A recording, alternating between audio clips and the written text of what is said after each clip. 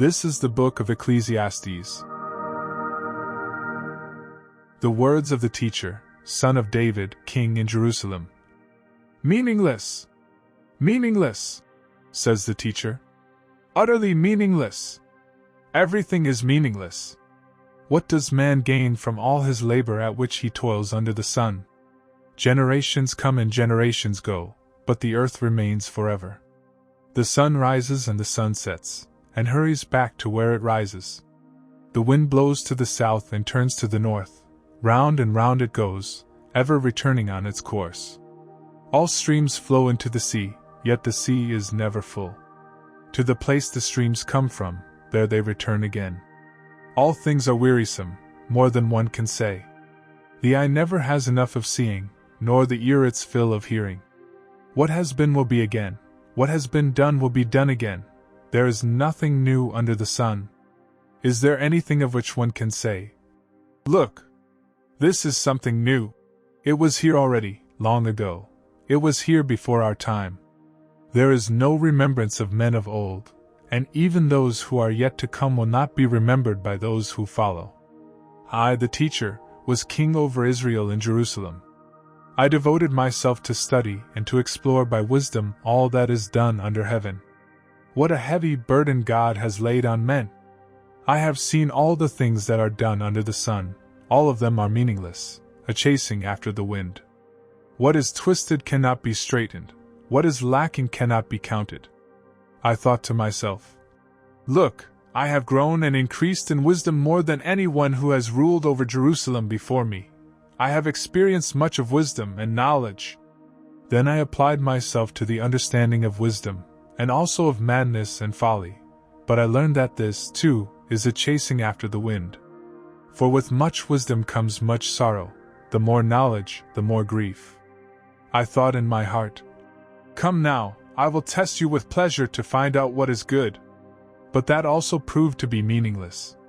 "Laughter," I said, "is foolish. And what does pleasure accomplish?" I tried cheering myself with wine, and embracing folly, my mind still guiding me with wisdom. I wanted to see what was worthwhile for men to do under heaven during the few days of their lives. I undertook great projects. I built houses for myself and planted vineyards. I made gardens and parks and planted all kinds of fruit trees in them. I made reservoirs to water groves of flourishing trees. I bought male and female slaves and had other slaves who were born in my house. I also owned more herds and flocks than anyone in Jerusalem before me. I amassed silver and gold for myself, and the treasure of kings and provinces. I acquired men and women singers, and a harem as well, the delights of the heart of man. I became greater by far than anyone in Jerusalem before me. In all this my wisdom stayed with me. I denied myself nothing my eyes desired. I refused my heart no pleasure. My heart took delight in all my work, and this was the reward for all my labor. Yet when I surveyed all that my hands had done, and what I had toiled to achieve, everything was meaningless, a chasing after the wind. Nothing was gained under the sun. Then I turned my thoughts to consider wisdom, and also madness and folly. What more can the king's successor do than what has already been done? I saw that wisdom is better than folly, just as light is better than darkness. The wise man has eyes in his head, while the fool walks in the darkness. But I came to realize that the same fate overtakes them both.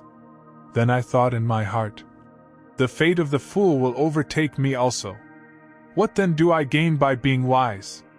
I said in my heart, "This too is meaningless." For the wise man, like the fool, will not be long remembered. In days to come both will be forgotten. Like the fool, the wise man too must die. So I hated life, because the work that is done under the sun was grievous to me. All of it is meaningless, a chasing after the wind. I hated all the things I had toiled for under the sun, because I must leave them to the one who comes after me. And who knows whether he will be a wise man or a fool? Yet he will have control over all the work into which I have poured my effort and skill under the sun. This too is meaningless. So my heart began to despair over all my toilsome labor under the sun. For a man may do his work with wisdom, knowledge and skill, and then he must leave all he owns to someone who has not worked for it. This too is meaningless and a great misfortune. What does a man get for all the toil and anxious striving with which he labors under the sun? All his days his work is pain and grief. Even at night his mind does not rest. This too is meaningless. A man can do nothing better than to eat and drink and find satisfaction in his work. This too, I see, is from the hand of God, for without him, who can eat or find enjoyment? To the man who pleases him, God gives wisdom, knowledge and happiness, but to the sinner he gives the task of gathering and storing up wealth to hand it over to the one who pleases God. This too is meaningless, a chasing after the wind. There is a time for everything, and a season for every activity under heaven. A time to be born and a time to die, a time to plant and a time to uproot. A time to kill and a time to heal, a time to tear down and a time to build. A time to weep and a time to laugh, a time to mourn and a time to dance. A time to scatter stones and a time to gather them, a time to embrace and a time to refrain. A time to search and a time to give up, a time to keep and a time to throw away. A time to tear and a time to mend, a time to be silent and a time to speak. A time to love and a time to hate, a time for war and a time for peace. What does the worker gain from his toil? I have seen the burden God has laid on men. He has made everything beautiful in its time.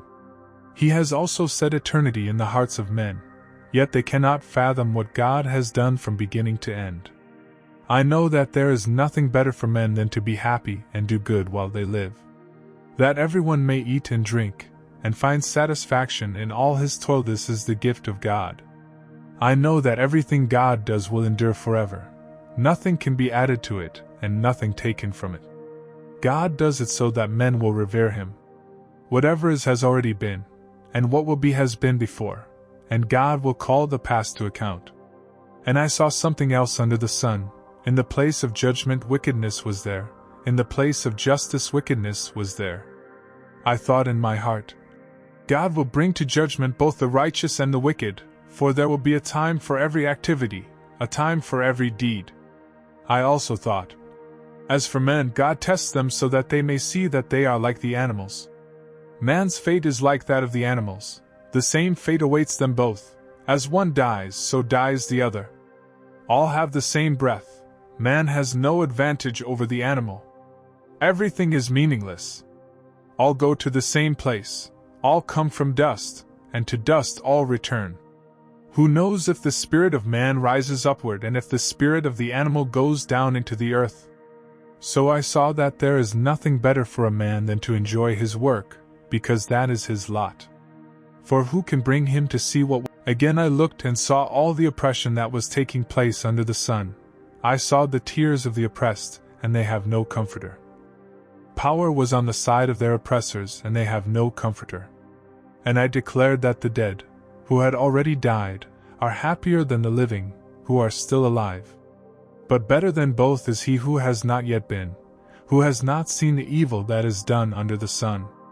And I saw that all labor and all achievement spring from man's envy of his neighbor. This too is meaningless, a chasing after the wind. The fool folds his hands and ruins himself. Better one handful with tranquility than 2 handfuls with toil and chasing after the wind. Again I saw something meaningless under the sun. There was a man all alone. He had neither son nor brother. There was no end to his toil, yet his eyes were not content with his wealth. For whom am I toiling? He asked. And why am I depriving myself of enjoyment? This too is meaningless, a miserable business. 2 are better than 1, because they have a good return for their work. If one falls down, his friend can help him up. But pity the man who falls and has no one to help him up. Also, if 2 lie down together, they will keep warm. But how can one keep warm alone? Though one may be overpowered, 2 can defend themselves. A cord of 3 strands is not quickly broken. Better a poor but wise youth than an old but foolish king who no longer knows how to take warning. The youth may have come from prison to the kingship, or he may have been born in poverty within his kingdom. I saw that all who lived and walked under the sun followed the youth, the king's successor. There was no end to all the people who were before them. But those who came later were not pleased with the successor. This too is meaningless, a chasing after the wind. Guard your steps when you go to the house of God. Go near to listen rather than to offer the sacrifice of fools, who do not know that they do wrong. Do not be quick with your mouth, do not be hasty in your heart to utter anything before God. God is in heaven and you are on earth, so let your words be few. As a dream comes when there are many cares, so the speech of a fool when there are many words. When you make a vow to God, do not delay in fulfilling it. He has no pleasure in fools. Fulfill your vow. It is better not to vow than to make a vow and not fulfill it. Do not let your mouth lead you into sin. And do not protest to the temple messenger. My vow was a mistake. Why should God be angry at what you say and destroy the work of your hands? Much dreaming and many words are meaningless. Therefore stand in awe of God. If you see the poor oppressed in a district, and justice and rights denied, do not be surprised at such things, for one official is eyed by a higher one, and over them both are others higher still. The increase from the land is taken by all, the king himself profits from the fields. Whoever loves money never has money enough. Whoever loves wealth is never satisfied with his income. This too is meaningless.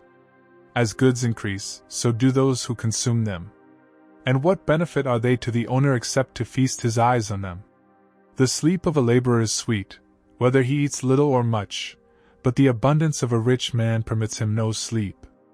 I have seen a grievous evil under the sun, wealth hoarded to the harm of its owner. Or wealth lost through some misfortune, so that when he has a son there is nothing left for him. Naked a man comes from his mother's womb, and as he comes, so he departs. He takes nothing from his labor that he can carry in his hand. This too is a grievous evil. As a man comes, so he departs, and what does he gain, since he toils for the wind? All his days he eats in darkness, with great frustration, affliction, and anger. Then I realize that it is good and proper for a man to eat and drink, and to find satisfaction in his toilsome labor under the sun during the few days of life God has given him, for this is his lot.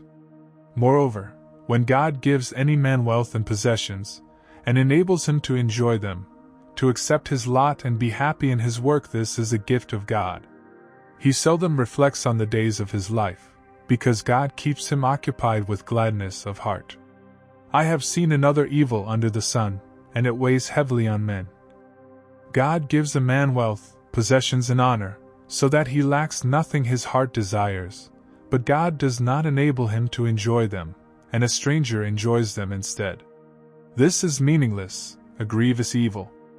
A man may have 100 children and live many years, yet no matter how long he lives, if he cannot enjoy his prosperity and does not receive proper burial, I say that a stillborn child is better off than he.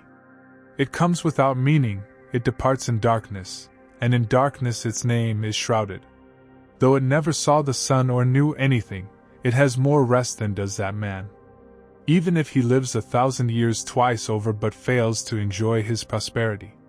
Do not all go to the same place? All man's efforts are for his mouth, yet his appetite is never satisfied. What advantage has a wise man over a fool? What does a poor man gain by knowing how to conduct himself before others? Better what the eye sees than the roving of the appetite. This too is meaningless, a chasing after the wind. Whatever exists has already been named, and what man is has been known. No man can contend with one who is stronger than he. The more the words, the less the meaning, and how does that profit anyone? For who knows what is good for a man in life, during the few and meaningless days he passes through like a shadow? Who can tell him what will happen under the sun after he is gone? A good name is better than fine perfume, and the day of death better than the day of birth. It is better to go to a house of mourning than to go to a house of feasting, for death is the destiny of every man. The living should take this to heart. Sorrow is better than laughter, because a sad face is good for the heart. The heart of the wise is in the house of mourning, but the heart of fools is in the house of pleasure. It is better to heed a wise man's rebuke than to listen to the song of fools. Like the crackling of thorns under the pot, so is the laughter of fools. This too is meaningless. Extortion turns a wise man into a fool, and a bribe corrupts the heart. The end of a matter is better than its beginning, and patience is better than pride. Do not be quickly provoked in your spirit, for anger resides in the lap of fools. Do not say, "Why were the old days better than these?" For it is not wise to ask such questions. Wisdom, like an inheritance, is a good thing and benefits those who see the sun. Wisdom is a shelter as money is a shelter, but the advantage of knowledge is this, that wisdom preserves the life of its possessor. Consider what God has done. Who can straighten what he has made crooked? When times are good, be happy, but when times are bad, consider, God has made the one as well as the other. Therefore, a man cannot discover anything about his future.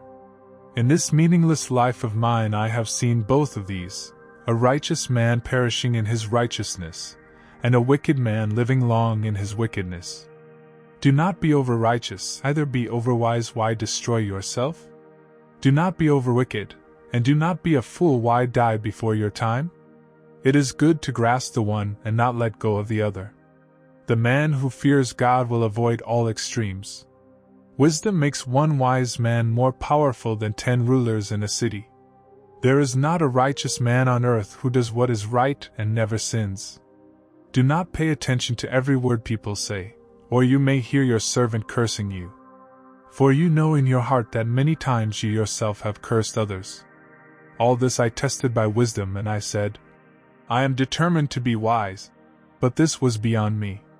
Whatever wisdom may be, it is far off and most profound. Who can discover it? So I turned my mind to understand, to investigate, and to search out wisdom, and the scheme of things, and to understand the stupidity of wickedness, and the madness of folly. I find more bitter than death the woman who is a snare, whose heart is a trap and whose hands are chains. The man who pleases God will escape her, but the sinner she will ensnare. Look, says the teacher, this is what I have discovered, adding one thing to another to discover the scheme of things. While I was still searching but not finding, I found one upright man among 1,000, but not one upright woman among them all. This only have I found, God made mankind upright, but men have gone in search of many schemes. Who is like the wise man? Who knows the explanation of things? Wisdom brightens a man's face and changes its hard appearance. Obey the king's command, I say, because you took an oath before God. Do not be in a hurry to leave the king's presence. Do not stand up for a bad cause, for he will do whatever he pleases. Since a king's word is supreme, who can say to him, "What are you doing?" Whoever obeys his command will come to no harm, and the wise heart will know the proper time and procedure. For there is a proper time and procedure for every matter, though a man's misery weighs heavily upon him. Since no man knows the future, who can tell him what is to come? No man has power over the wind to contain it, so no one has power over the day of his death. As no one is discharged in time of war, so wickedness will not release those who practice it. All this I saw, as I applied my mind to everything done under the sun. There is a time when a man lords it over others to his own hurt. Then, too, I saw the wicked buried those who used to come and go from the holy place and receive praise in the city where they did this. This too is meaningless.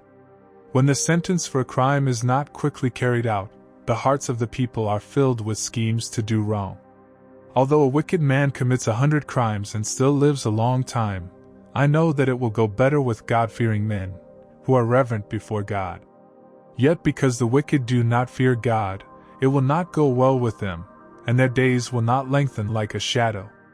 There is something else meaningless that occurs on earth: righteous men who get what the wicked deserve, and wicked men who get what the righteous deserve. This too, I say, is meaningless. So I commend the enjoyment of life, because nothing is better for a man under the sun than to eat and drink and be glad. Then joy will accompany him in his work all the days of the life God has given him under the sun. When I applied my mind to know wisdom and to observe man's labor on earth, his eyes not seeing sleep day or night, then I saw all that God has done. No one can comprehend what goes on under the sun. Despite all his efforts to search it out, man cannot discover its meaning. Even if a wise man claims he knows, he cannot really comprehend it. So I reflected on all this and concluded that the righteous and the wise and what they do are in God's hands. But no man knows whether love or hate awaits him. All share a common destiny, the righteous and the wicked, the good and the bad, the clean and the unclean, those who offer sacrifices and those who do not. As it is with the good man, so with the sinner, as it is with those who take oaths, so with those who are afraid to take them. This is the evil in everything that happens under the sun. The same destiny overtakes all. The hearts of men, moreover, are full of evil, and there is madness in their hearts while they live, and afterward they join the dead. Anyone who is among the living has hope. Even a live dog is better off than a dead lion. For the living know that they will die, but the dead know nothing. They have no further reward, and even the memory of them is forgotten. Their love, their hate, and their jealousy have long since vanished. Never again will they have a part in anything that happens under the sun. Go, eat your food with gladness, and drink your wine with a joyful heart, for it is now that God favors what you do. Always be clothed in white, and always anoint your head with oil. Enjoy life with your wife, whom you love, all the days of this meaningless life that God has given you under the sun, all your meaningless days. For this is your lot in life and in your toilsome labor under the sun. Whatever your hand finds to do, do it with all your might, for in the grave, where you are going, there is neither working nor planning nor knowledge nor wisdom. I have seen something else under the sun. The race is not to the swift or the battle to the strong, nor does food come to the wise or wealth to the brilliant or favor to the learned, but time and chance happen to them all. Moreover, no man knows when his hour will come. As fish are caught in a cruel net, or birds are taken in a snare, so men are trapped by evil times that fall unexpectedly upon them. I also saw under the sun this example of wisdom that greatly impressed me. There was once a small city with only a few people in it. And a powerful king came against it, surrounded it, and built huge siege works against it. Now there lived in that city a man poor but wise, and he saved the city by his wisdom. But nobody remembered that poor man. So I said, "Wisdom is better than strength." But the poor man's wisdom is despised, and his words are no longer heeded. The quiet words of the wise are more to be heeded than the shouts of a ruler of fools. Wisdom is better than weapons of war, but one sinner destroys much good. As dead flies give perfume a bad smell, so a little folly outweighs wisdom and honor. The heart of the wise inclines to the right, but the heart of the fool to the left.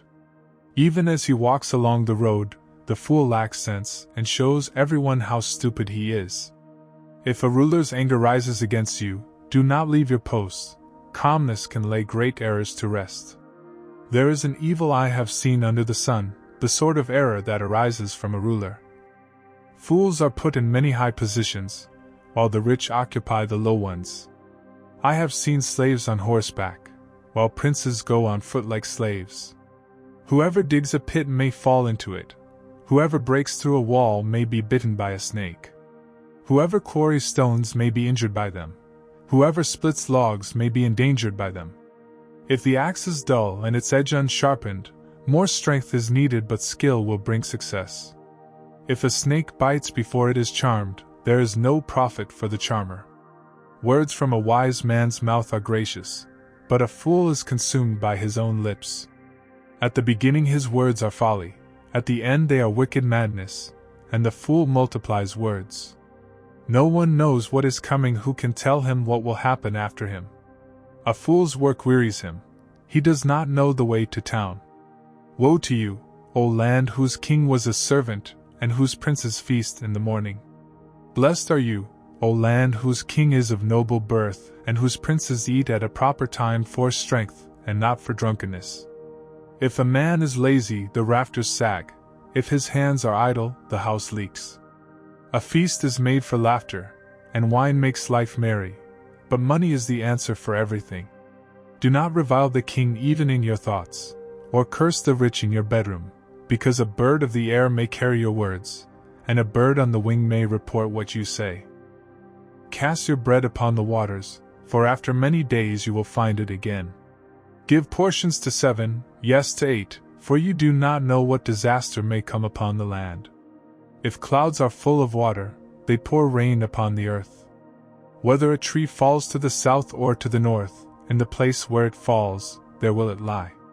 Whoever watches the wind will not plant, whoever looks at the clouds will not reap. As you do not know the path of the wind, or how the body is formed in a mother's womb, so you cannot understand the work of God, the maker of all things. Sow your seed in the morning, and at evening let not your hands be idle, for you do not know which will succeed, whether this or that, or whether both will do equally well. Light is sweet, and it pleases the eyes to see the sun.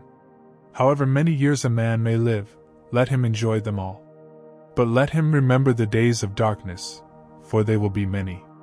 Everything to come is meaningless. Be happy, young man, while you are young, and let your heart give you joy in the days of your youth. Follow the ways of your heart, and whatever your eyes see, but know that for all these things God will bring you to judgment. So then, banish anxiety from your heart, and cast off the troubles of your body, for youth and vigor are meaningless.